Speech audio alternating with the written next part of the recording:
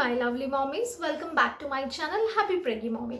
सो आज हम कुछ डूज एंड डोंट्स के बारे में डिस्कस करेंगे during the third trimester of pregnancy.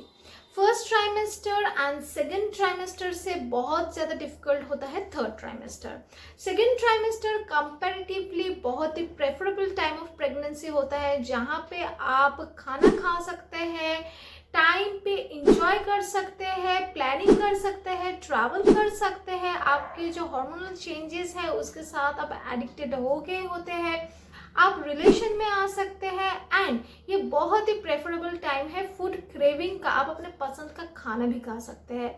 But third trimester में काफ़ी ज़्यादा कॉम्प्लिकेशंस बढ़ जाता है। कौन कौन सा कॉम्प्लिकेशंस होता है, बच्चे के अंदर क्या क्या चेंजेस आते हैं, डेवलपमेंट आता है, और उसके साथ साथ मॉमीज के अंदर क्या क्या चेंजेस एंड डेवलपमेंट आता है, वो मैं नेक्स्ट वीडियो में शेयर कर दूंगी। ज़रूर आप लोग वो वीडियो चेक कर लेना।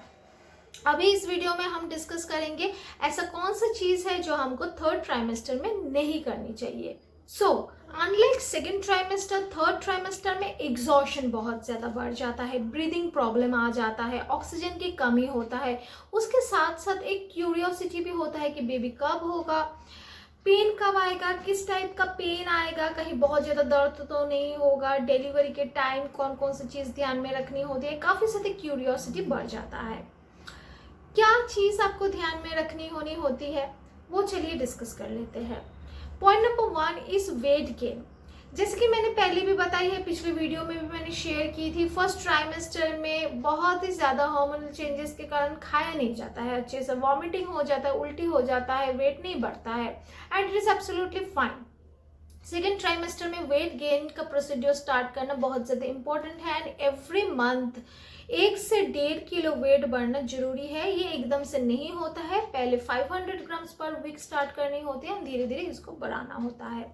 थर्ड ट्राइमेस्टर में आके कम से कम 12 केजी से लेके 18 केजी के बीच में वेट गेन होना बहुत ज़्यादा इम्पोर्टेंट है। इससे आपके और आपके बेबी का हेल्थ बहुत अच्छा रहता है। कई बार हम पूछते रहते हैं कि क्या 8 केजी वेट गेन सेफ है, क्या 10 केजी वेट गेन सेफ है। देखिए, आप कितना ओबेस है उसके ऊपर वेट कितना गेन करनी होती है ये डिपेंड करता है। ये आपको आपका गायनोकोलॉजिस्ट प्रेफर कर सकते हैं अच्छे से कि पर वीक आपका कितना वेट गेन होना इम्पोर्टेंट है। और अगर आप स्लिम हो, बहुत ज़्यादा ओबेस के साइड में नहीं हो, तो मोटा मोटी 12 से लेकर 18 केजी जो स्टैंडर्ड हम मानते हैं, बेबी के भी वेट इससे बढ़िया बढ़ता है एंड बर्थ वेट भी सही आता है, वो मेंटेन करना बहुत ही ज़्यादा ज़रूरी है during the third trimester of pregnancy. और अगर ऐसा नहीं हो रहा है, आपका वेट गेन नहीं हो रहा है, नहीं बढ़ रहा है, अभी भी आपको खाने में दिक्कत हो रहा है, तो ज़रूर आपको आपके गायनोकोलॉजिस्ट के साथ कंसल्ट करना इंपॉर्टेंट है। Coming two point number 2, that is swelling foot. पैर फूल जाना, पैर के नसें दिखना, वेरिकोस वेन का प्रॉब्लम। अगर आप लेट रहे हो तो उठ के बैठने में दिक्कत, आपके नाड़े में खींच आ जाना। अगर आप खड़े हो बहुत टाइम से तो बैठने के बाद, लेटने के बाद, करवट लेने के टाइम पे दिक्कत होना, नाड़े में खींच आना, बहुत ही ज़्यादा कॉमन सिम्टम है during the third trimester of pregnancy. इस टाइम में यूट्रस ग्रो होता है, यूट्रस के चारों तरफ होता है लिगामेंट। लिगामेंट की खींच से यानी कि स्ट्रेच होने से कंट्रैक्शंस होता है हमारे के बॉडी के डिफरेंट मसल में। इसके लिए हम पेन फेस करते हैं, खींच फेस करते हैं, नाड़े में प्रेशर आता है, पैर का स्वेलिंग भी होता है इसी के कारण। इस टाइम पे आपको हाई हील्स तो बिल्कुल भी नहीं पहनना है। उसके साथ साथ गर्म पानी में हल्का सा नमक डाल के आप पैर को भिगा सकते हो कुछ टाइम के लिए। ल्यूकवार्म वाटर होनी चाहिए जितना आप सह सकते हो। उसके साथ साथ जब रात को आप लेटोगे तो आप अपने पैर के नीचे पिलो रखना। इससे भी आपका जो बॉडी का ब्लड सर्कुलेशन है, पैर के अंदर जो ब्लड सर्कुलेशन है वो अच्छे से होता है एंड स्वेलिंग कुछ हद तक कम होता है। देखिए, थ्रू आउट द प्रेगनेंसी हम तो यही बोलते हैं कि क्रिएटिव रहिए, काम कीजिए, बैठे नहीं रहना है। अगर ना आपके बहुत ही ज़्यादा हाई रिस्क प्रेगनेंसी है, पहले प्रीमैच्योर डिलीवरी हो जाने का कोई पास्ट हिस्ट्री है, तो नॉर्मल रहना, वर्क स्टाइल को मेंटेन करना, लाइफ स्टाइल को नॉर्मल रखना बहुत ही ज़्यादा इंपॉर्टेंट है प्रेगनेंसी में, क्योंकि ये कोई बीमारी नहीं है कि नॉर्मल बायोलॉजिकल प्रोसीड्योर है। बट इस टाइम पे ब्रीदिंग शॉर्टनेस, बहुत ही ज़्यादा होता है। स्पेशली जैसे जैसे आपकी ईडीडी आएगा उसके नज़दीक जितना आप जाते रहोगे थर्ड ट्राइमेस्टर में बहुत ज़्यादा बढ़ जाता है। उस टाइम पे O2 की कमी यानी कि ऑक्सीजन की कमी आपके बॉडी में होता है। तो कोई भी आप भारी काम करते हो तो आपके बॉडी में जो ऑक्सीजन होता है उसकी कमी हो जाता है, क्योंकि आपके बॉडी में जितने भी ब्लड सप्लाई होता है, जितने भी ऑक्सीजन होता है, वो आपके बच्चे प्लेसेंटा के थ्रू से खींच लिया होता है, आपके बॉडी में उसकी कमी आती है। तो इसीलिए रेस्ट लेना जरूरी है, हल्का काम करना जरूरी है, बहुत ज़्यादा हेवी वॉक आप ना कीजिए तो ही बेटर है। जितना हो सके आप मेडिटेशन कीजिए। इस टाइम पे आप योगा का इस्तेमाल कर सकते हो, इससे भी आपके जो ब्लड सर्कुलेशन है ये बढ़ता है, जो आपके हर्ट होते हैं वो अच्छे से पंप करता है, एंड O2 के जो लेवल है आपके बॉडी में वो अच्छे से फ्लक्चुएट होने के कारण आपके बेबी और आप दोनों हेल्थी रहते हो। बाहर जाना इस टाइम पे थोड़ा रिस्की हो सकता है, क्योंकि जब भी हम बाहर जाते हैं हमारा क्रेविंग बढ़ता है। इस टाइम पे तो खाने का सबको मन होता है, लास्ट ट्राइमेस्टर में खाना हमारा बहुत ज़्यादा बढ़ जाता है। तो इसीलिए जब भी हम बाहर जाते हैं वॉक पे चाहे हो तो खाने का मन होता है। तो इस टाइम पे बाहर का खाना खाना बहुत ही ज़्यादा रिस्की होता है। क्यों रिस्की होता है, उसके लिए एक स्पेशल वीडियो मैं बना के रखी हूँ जो मैंने खुद एक्सपीरियंस किया है। लिंक मैं नीचे डिस्क्रिप्शन बॉक्स में दे दूंगी, ज़रूर उस वीडियो को देख लेना, आपको भी एक्सपीरियंस मिलेगा कि क्या होता है बाहर का खाना जब हम खाते हैं प्रेगनेंसी में, और ये कितना खतरनाक होता है बच्चे के स्टिल बर्थ के लिए। तो उसके साथ साथ बाहर पोल्यूशन लेवल भी काफ़ी ज़्यादा होता है, जो आपके बॉडी में जब जाता है आपके ब्लड के साथ मिक्स हो जाता है। आप सबको पता है कि पोल्यूशन से आजकल हम कितने ज़्यादा बीमार हो जाते हैं। बेबी बहुत ही छोटा होता है, तो जितना हो सकता है आप घर पे रहिए तो ही बेटर है। आते हैं पॉइंट नंबर 5 पे, दैट इज वजाइनल डिस्चार्ज, जो कि थर्ड ट्राइमेस्टर में जाके बढ़ जाता है।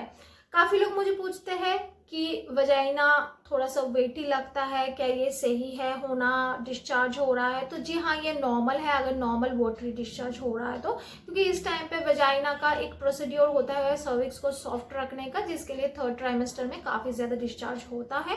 एंड इस टाइम में यूटीआई का भी प्रॉब्लम ज़्यादा होता है, पहले मैं डिस्कस कर चुकी हूँ। तो इसीलिए भी बॉडी का जो भी इम्यूनिटी सिस्टम है वो काम करते हैं ताकि वायरस ना आए वजाइना में, और उसके लिए डिस्चार्ज काफ़ी ज़्यादा बढ़ा देता है। बट अगर आपकी रेडनेस है, स्वेलिंग है, इचीनेस है, अगर आपके कर्डी डिस्चार्ज हो रहा है तो ज़रूर आप अपने गायनेक के साथ कंसल्ट कीजिए, क्योंकि यूटीआई किसी भी तरीके का हो उसके लिए प्रीमैच्योर डिलीवरी हो जाने का चांस हाई होता है। इसके साथ साथ आते हैं हम पॉइंट नंबर 6 में, that is the most interrogative question I face every day. मैं यही क्वेश्चन फेस करती हूँ, दैट इज रिलेशन बनाना कितना सेफ होता है थर्ड ट्राइमेस्टर में।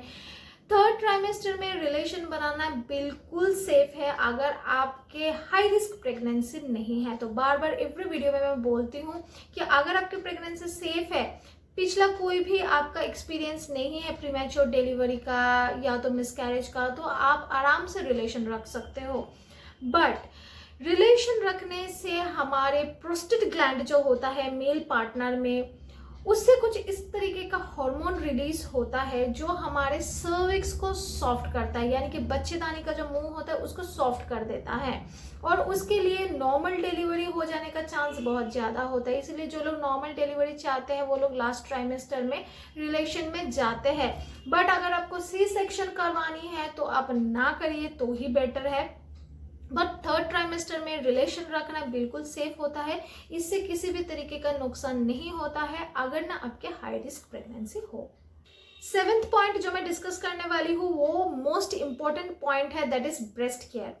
जी हाँ, इस पे हम ध्यान बिल्कुल नहीं देते हैं। हम सिर्फ देखते हैं कि हमारा बेबी बम्प कितना डेवलप हुआ है, बच्चा कितना बड़ा हुआ है, कब आएगा बेबी, बट हम ब्रेस्ट केयर बिल्कुल भी नहीं करते। हमारा ब्रेस्ट का कितना केयर जरूरी है उसके ऊपर हम ध्यान ही नहीं देते हैं। इसके ऊपर भी मैंने एक डिटेल वीडियो बना के रखा है कि ब्रेस्ट केयर कैसे करनी है प्रेगनेंसी में, डिस्क्रिप्शन बॉक्स में मैं नीचे लिंक दे दूंगी, देख लेना वो वीडियो। इस टाइम में कोलेस्ट्रॉम लीक होता है, यानी कि जो फर्स्ट येलो मिल्क होता है जो मम्मी या डिस्चार्ज करते हैं उस टाइम पे निपल के थ्रू से वो होना शुरू हो जाता है। इसीलिए आपको ब्रेस्ट का क्लीनलीनेस मेंटेन करना ज़रूरी है, ब्रेस्ट का मसाज देना ज़रूरी है। कैसे मसाज करना है, किसके साथ मसाज करना है, वो सारा उस वीडियो में आपको मिल जाएगा, ज़रूर आप उस वीडियो को देख लेना। 8th पॉइंट जो मैं डिस्कस करने वाली हूँ ये बहुत ही ज़्यादा इंपॉर्टेंट है, आप लोगों को ध्यान रखना ज़रूरी है, वो है बेबी के किक्स। देखिए फर्स्ट ट्राइमेस्टर में काफ़ी लोग बेबी किक्स नहीं फील कर पाते हैं, बिल्कुल नॉर्मल है। सेकेंड ट्राइमेस्टर में भी अगर कोई लोग फील नहीं कर पा रहे हैं, 18th वीक तक तो फील हो जाना चाहिए बेबी का फर्स्ट किक, बट फिर भी अगर नहीं हो रहा है तो ठीक है, कई बार प्लेसेंटा की पोजीशन की वजह से नहीं होता है। अगर प्लेसेंटा बेबी के सामने होता है तो यूजुअली नहीं होता है, अगर पोस्टीरियर होता है तो जल्दी से फील होता है। मेरा प्लेसेंटा पोस्टीरियर था एंड मेरे को बहुत ही जल्दी से बेबी का जो किक है वो फील हो गया था। वाइल मेरी जो सिस्टर है उसके केस में प्लेसेंटा एंटीरियर था सामने की तरफ, उसको फील लेट हुआ था, ऑल्दो उसके ट्विन प्रेगनेंसी थे। एंड काफ़ी बार ये बोला जाता है पोस्टीरियर होता है तो बेबी बॉय होता है, इंटीरियर होता है तो बेबी गर्ल होता है। मुझे नहीं पता ये कितना सच है, मेरे केस में तो वैसे ट्रू हुआ है एंड मेरे सिस्टर के केस में भी ट्रू हुआ है। उसका एंटीरियर था, उसको बेबी गर्ल हुई है, मेरा पोस्टीरियर तो मेरे को बेबी बॉय हुआ है। बट इसका कोई एविडेंस नहीं है कि प्रेजेंट की पोजीशन से बेबी का जेंडर पता लगता है, ऐसा नहीं है। बट जैसे आप थर्ड ट्राइमेस्टर में एंटर होते हो, 10 टाइम्स बेबी का किक होना, मिनिमम 10 टाइम्स बहुत ज़्यादा ज़रूरी है। अगर ऐसा नहीं हो रहा है, बेबी कम टाइम किक कर रहा है, बेबी का मूवमेंट बहुत कम है, तो ज़रूर आपको सीटीजी कर लेना चाहिए था एंड बेबी का मूवमेंट पता लगाना चाहिए था। अगर आप ऐसा नहीं किए हो, जल्दी से आप अपने गायनेकोलॉजिस्ट के साथ कंसल्ट कीजिए और पता कीजिए कि क्यों आपके बेबी का मूवमेंट कम आ रहा है, आपका बेबी एक्टिव क्यों कम है और इस टाइम पे कितना मूवमेंट होना ज़रूरी है, ताकि आपके गायनेकोलॉजिस्ट आपके बेबी की जो जान है अगर वो खतरे में है तो उसको बचा पाए और मिसकैरेज हो जाना या तो इंट्रायूटेराइन फिटल डिमाइस हो जाने से आपको और आपके बेबी को बचा पाए। Coming to the 9th point, travel करना, जो कि आप बहुत ज़्यादा एंजॉय कर रहे थे सेकेंड ट्राइमेस्टर में, थर्ड ट्राइमेस्टर में बिल्कुल भी नहीं करनी है। आपको बाहर नहीं जानी है, दूर कहीं पे ट्रैवल नहीं करनी होती है। कुछ एयरलाइंस तो जैसे आप पता लगता है कि आप प्रेग्नेंट हो एंड आप आपके थर्ड ट्राइमेस्टर में हो, आपको अलाउ ही नहीं करेंगे जाने के लिए। बट फिर भी अगर आप ट्रैवल कर रहे हो अपने खुद के कार में, ट्रेन में, पैदल, बंद कर दीजिए, नहीं करनी है, क्योंकि इस टाइम पे चक्कर आता है ब्लड सर्कुलेशन हाई होने के कारण। इस टाइम पे जो ब्रीदिंग प्रॉब्लम है ऑक्सीजन की कमी की वजह से वो ज़्यादा बढ़ जाते हैं। अगर आपके बहुत ज़्यादा ऑक्सीजन की कमी होगी आपके चलने फिरने की वजह से, थकान लेने की वजह से, तो बेबी को भी थकावट होगा, उसके बॉडी के अंदर ऑक्सीजन की कमी हो जाने के कारण सफोकेशन बढ़ सकता है, हार्ट रेट कम हो सकता है। उसके साथ साथ इन्फेक्शंस हो जाना, एलर्जीज आना बहुत कॉमन है, क्योंकि यूटीआई एक बहुत ही कॉमन सिम्टम है during the time of pregnancy, जो थर्ड ट्राइमेस्टर में बहुत हाई अमाउंट में पाया जाता है। साथ साथ हमारे वेट इम्बैलेंस रहता है, बेबी बम्प बहुत ज़्यादा हो जाता है, हम नीचे क्या है अच्छे से देख नहीं पाते हैं। स्टेयर्स जब हम उतरते हैं तब भी हमारे लिए रिस्की हो जाता है। और अगर आप इस टाइम पे गिर जाते हो तो ब्लीडिंग स्टार्ट होना, वाटर ब्रेक हो जाना, क्रैम्प्स आना बहुत ही ज़्यादा कॉमन है, जिसके लिए प्रीमैच्योर डिलीवरी तक हो सकता है। तो जी हाँ, आपको इस टाइम में ट्रैवल करना बिल्कुल कम कर देनी है। जितना आपको ज़रूरत है उतना आप घर से बाहर जाइए। अगर आप वर्किंग लेडी है तो आप वर्क फ्रॉम होम ट्राई कर सकते हैं इस टाइम पे। 10 एंड द लास्ट पॉइंट जो मैं डिस्कस करने वाली हूँ वो बहुत ही ज़्यादा इंपॉर्टेंट है थर्ड ट्राइमेस्टर में, नोटिस रखना, दैट इज वाटर ब्रेक। मेरे केस में यही हुआ था, मुझे डिस्चार्ज होना शुरू हो गया था, वाटर ब्रेक नहीं हुआ था, हल्का हल्का पानी निकाला था, बट मेरे को लगा था कि नॉर्मल में भी वजाइनल डिस्चार्ज बढ़ गया है उस टाइम पे, तो मे बी हो सकता है उसी के कारण मुझे यूटीआई भी हो गया था बाय द वे। बट मैंने तुरंत without wastage of any time मैंने रिस्क नहीं लिया, मैं हॉस्पिटल चली गई थी। जब डॉक्टर ने मेरा चेकअप किया था, मैनुअल चेकअप किया था, वेजाइनल एग्जामिन की थी जिसको पीवी एग्जाम बोलते हैं, तो उन्होंने बोला था सर्विक्स का मुंह तो खुला नहीं है, तो डेफिनेट बात है कि आपका वाटर डिस्चार्ज अभी नहीं हो रहा है, वो बस ऐसे ही नॉर्मल जो वजाइना से डिस्चार्ज होता है वही हो रहा है, तो वाटर ब्रेक पे कुछ नहीं हुआ है। बट उसके एक दिन बाद यानी कि 23rd को मैं रात को एडमिट हुई थी, 24th के बाद 25th को अचानक से मेरा वाटर ब्रेक हो गया, थैली बिल्कुल टूट गया एंड मेरा बेबी बाहर आ गया था। थ्रू सी सेक्शन मेकोनम स्टेन हो गया था, बेबी पॉटी कर दिया था, तुरंत हमको सी सेक्शन करना पड़ा था।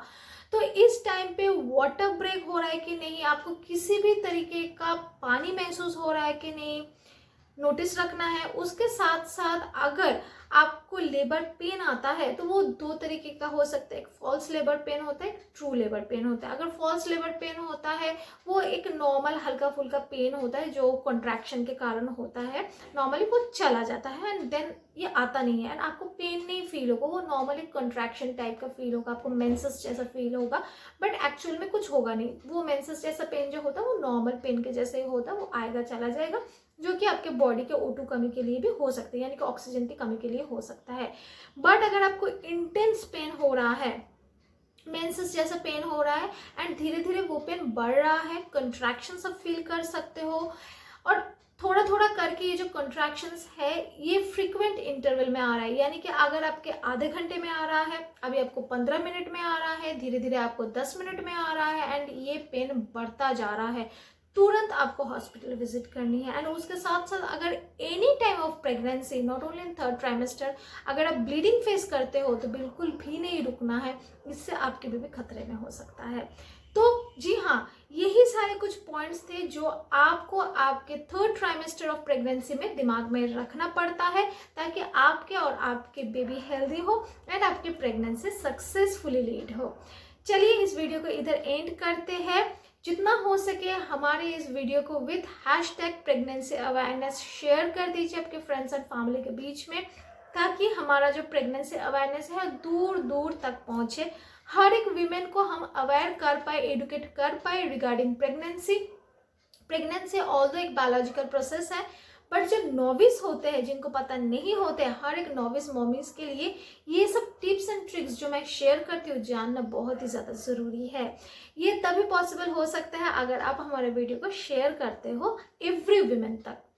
तो चलिए ये हमारी मेहनत तो जारी रहेगी, उसके साथ साथ आप लोग इस वीडियो को ज़रूर लाइक कीजिए ताकि ये वीडियो दूर दूर तक पहुंचे एंड आपके पास अगर कोई भी कंफ्यूजन क्वेश्चन है इस टॉपिक से रिलेटेड या किसी न्यू टॉपिक से रिलेटेड, कमेंट सेक्शन में बताइएगा, मैं ट्राई करूंगी हर किसी को रिप्लाई देने को जितना तुरंत हो सके।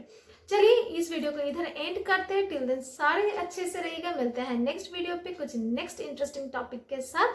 Till than happy pregnancy.